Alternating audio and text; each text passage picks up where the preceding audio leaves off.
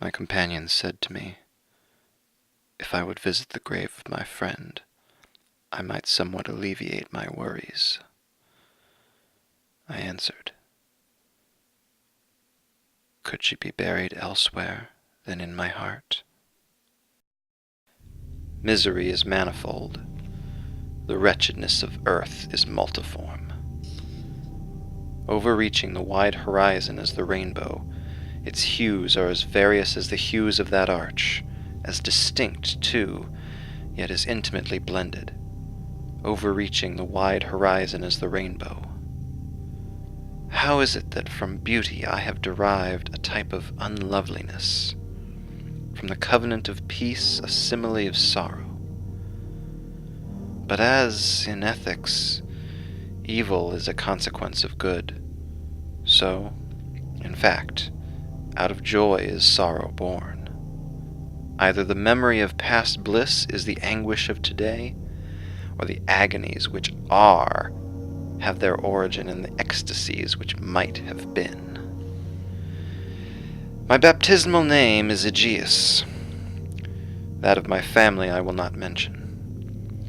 Yet there are no towers in the land more time-honored than my gloomy, gray, hereditary halls. Our line has been called a race of visionaries, and in many striking particulars, in the character of the family mansion, in the frescoes of the chief saloon, in the tapestries of the dormitories, in the chiseling of some buttresses in the armory, but more especially in the gallery of antique paintings, in the fashion of the library chamber, and, lastly, in the very peculiar nature of the library's contents. There is more than sufficient evidence to warrant the belief.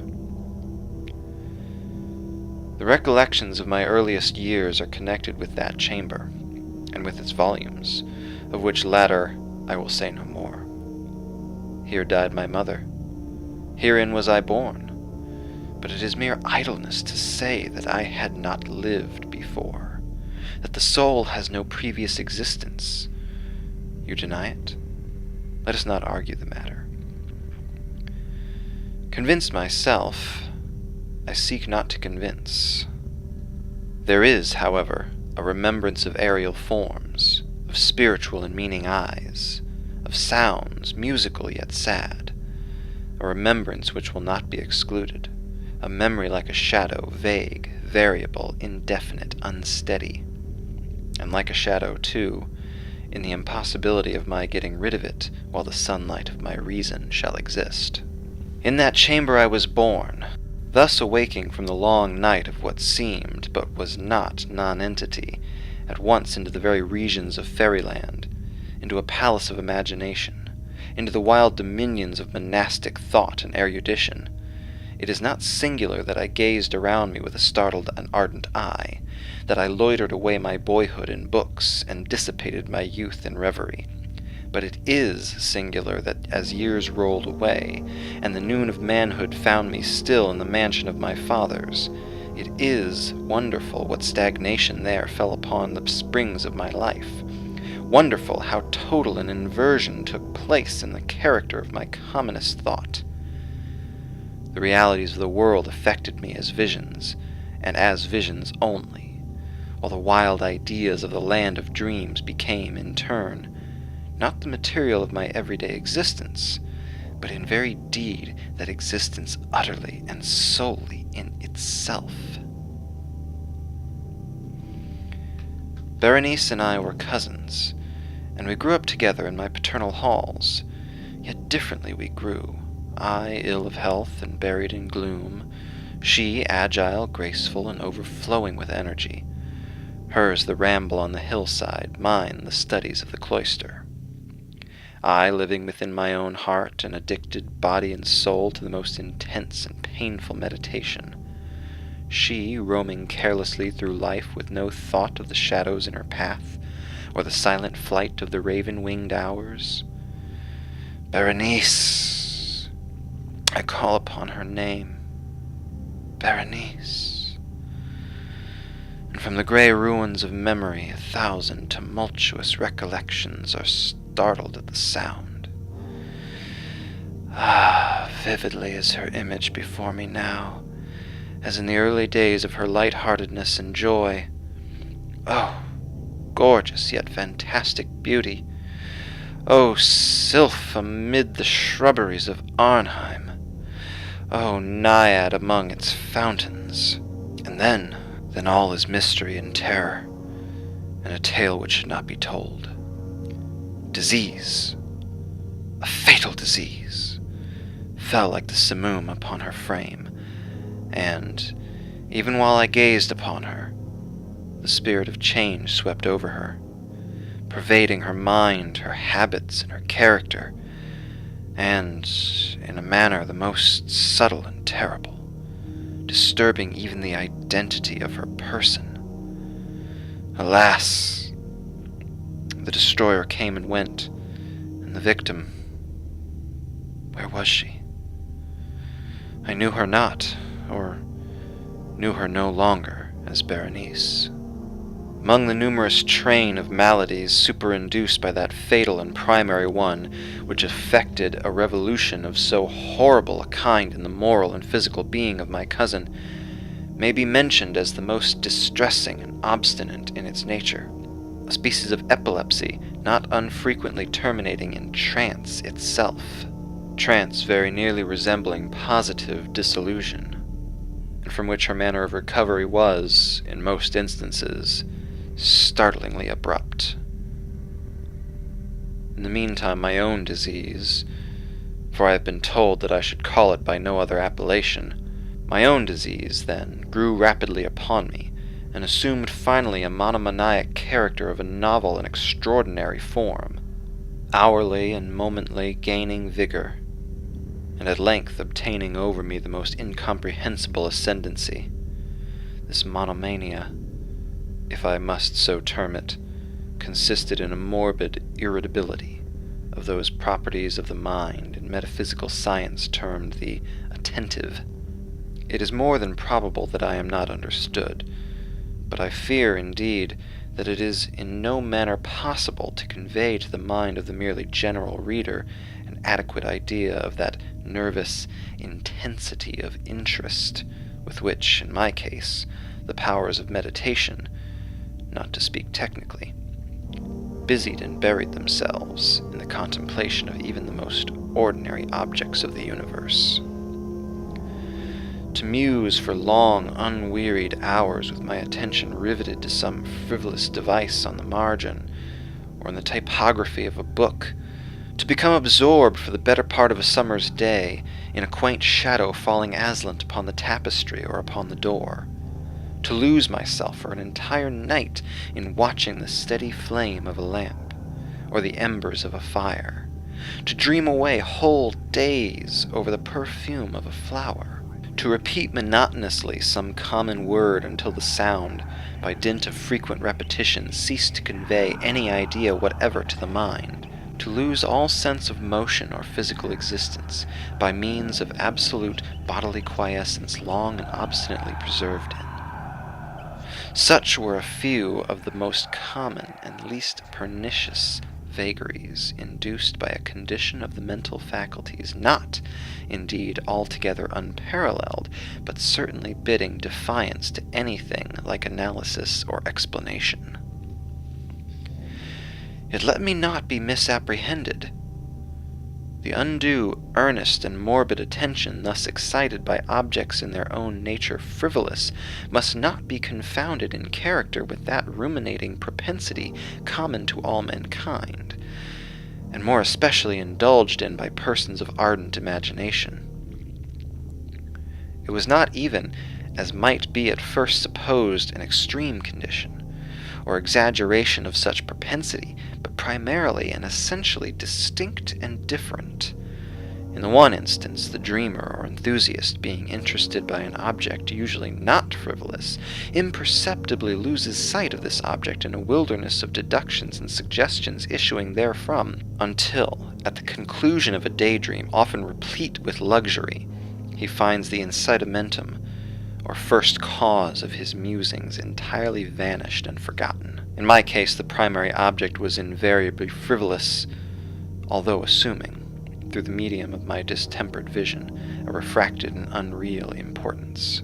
Few deductions, if any, were made, and those few pertinaciously returning in upon the original object as a center.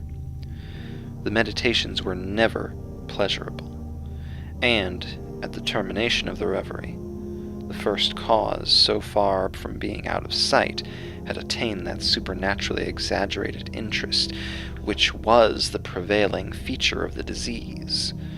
In a word, the powers of mind more particularly exercised were, with me, as I have said before, the attentive, and are, with the daydreamer, the speculative. And although, to a careless thinker, it might appear a matter beyond doubt that the alteration produced by your unhappy malady in the moral condition of Berenice would afford me many objects for the exercise of that intense and abnormal meditation whose nature I have been at some trouble in explaining, yet such was not in any degree the case.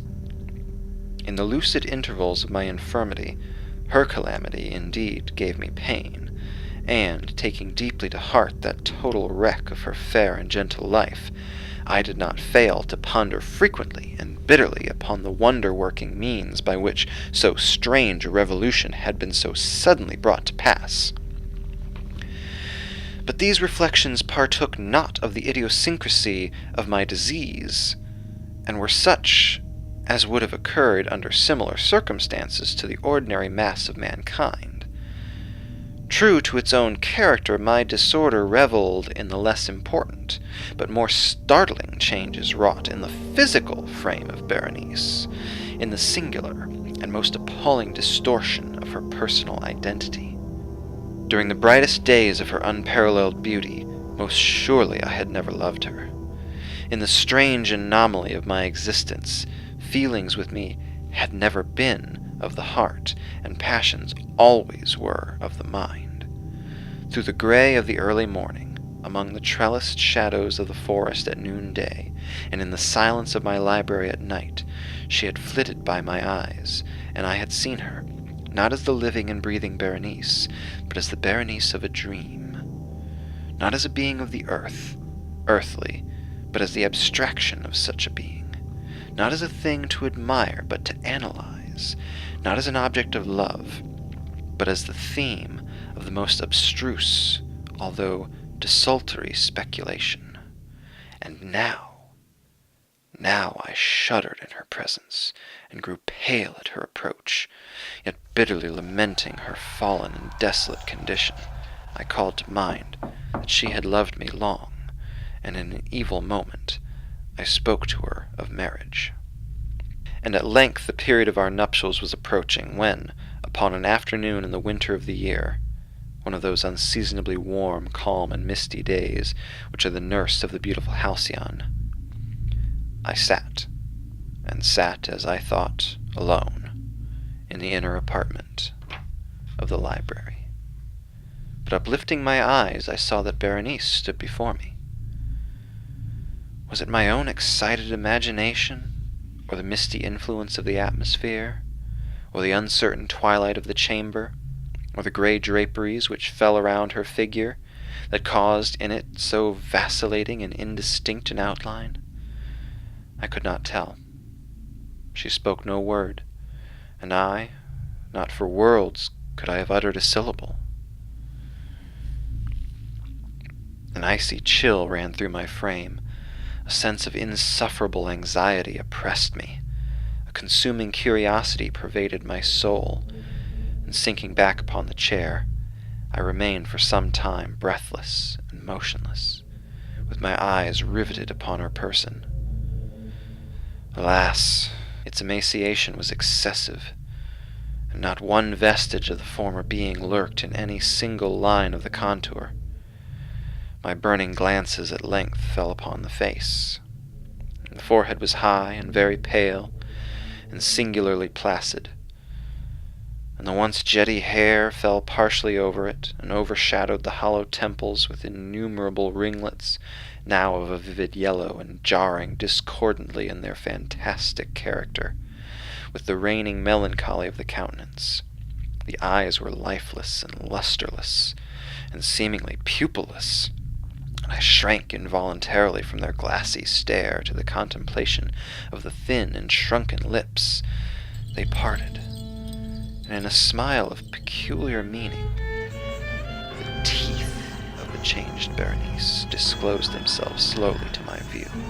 Would to God that I had never beheld them, or that, having done so, I had died. The shutting of a door disturbed me, and looking up, I found that my cousin had departed from the chamber, but from the disordered chamber of my brain had not, alas, departed, and would not be driven away, the white and ghastly spectrum of the teeth.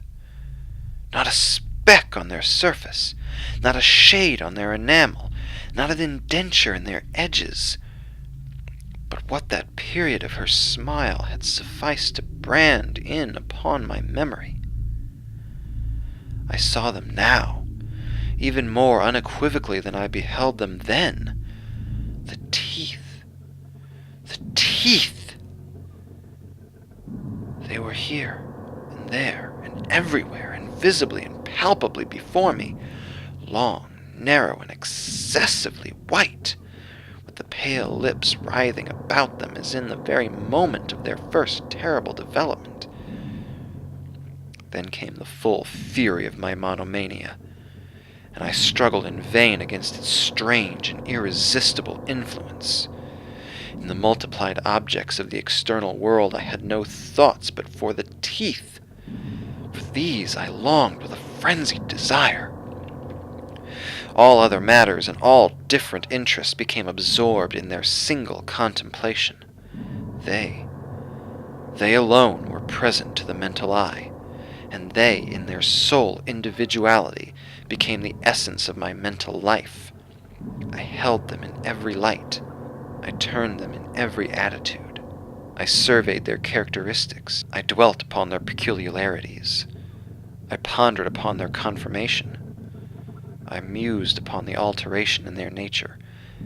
I shuddered as I assigned to them in imagination a sensitive and sentient power, and even when unassisted by the lips, a capability of moral expression.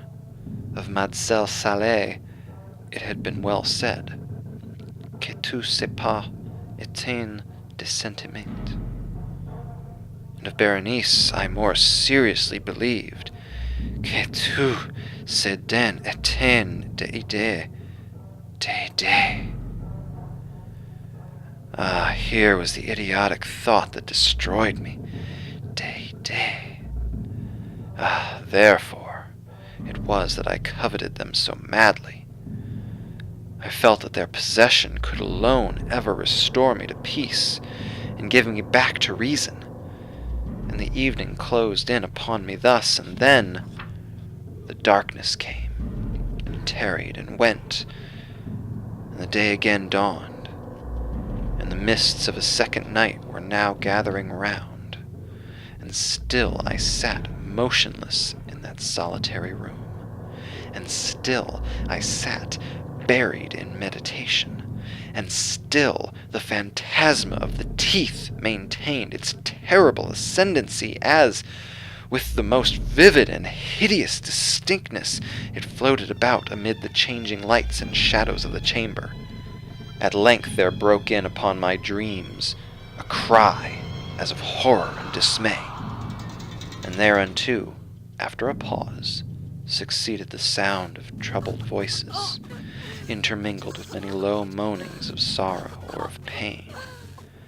I arose from my seat and, throwing open one of the doors of the library, saw standing out in the antechamber a servant maiden, all in tears, who told me that Berenice was no more. She had been seized with epilepsy in the early morning, and now, at the closing in of the night, the grave was ready for its tenant, and all the preparations for the burial were completed. I found myself sitting in the library, and again sitting there alone.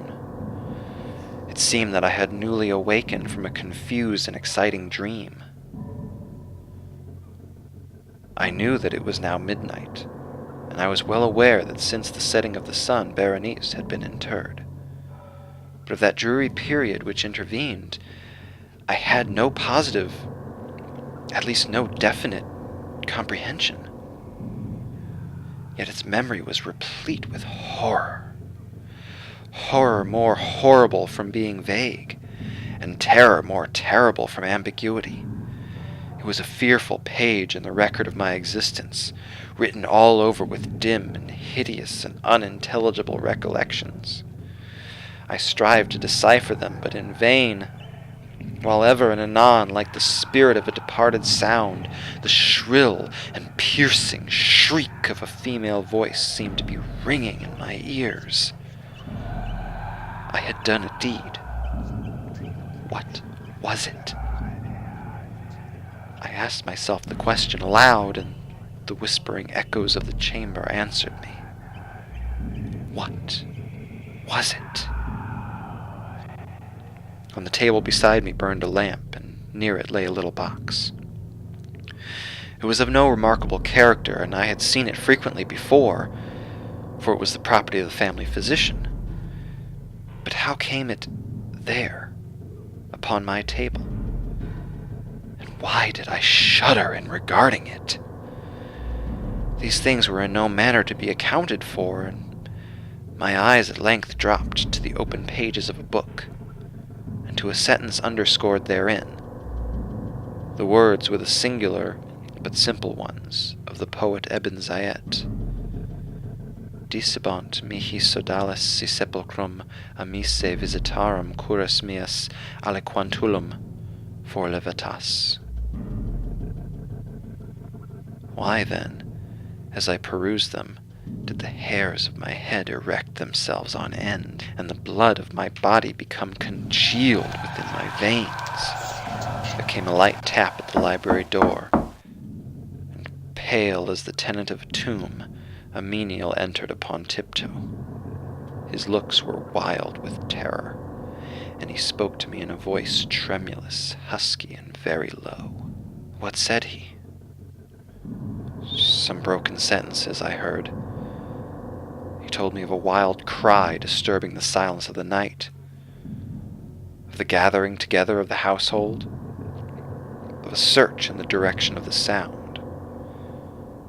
And then his tones grew thrillingly distinct as he whispered to me of a violated grave, of a disfigured body enshrouded, yet still breathing, still palpitating, still alive. He pointed to my garments. They were muddy and clotted with gore. He directed my attention to some object against the wall. I looked at it for some minutes. It was a spade. With a shriek, I bounded to the table and grasped the box that lay upon it, but I could not force it open, and in my tremor it slipped from my hands and fell heavily and burst into pieces. And from it, with a rattling sound, there rolled out some instruments of dental surgery, intermingled with 32 small white and ivory-looking substances that were scattered to and fro about the floor.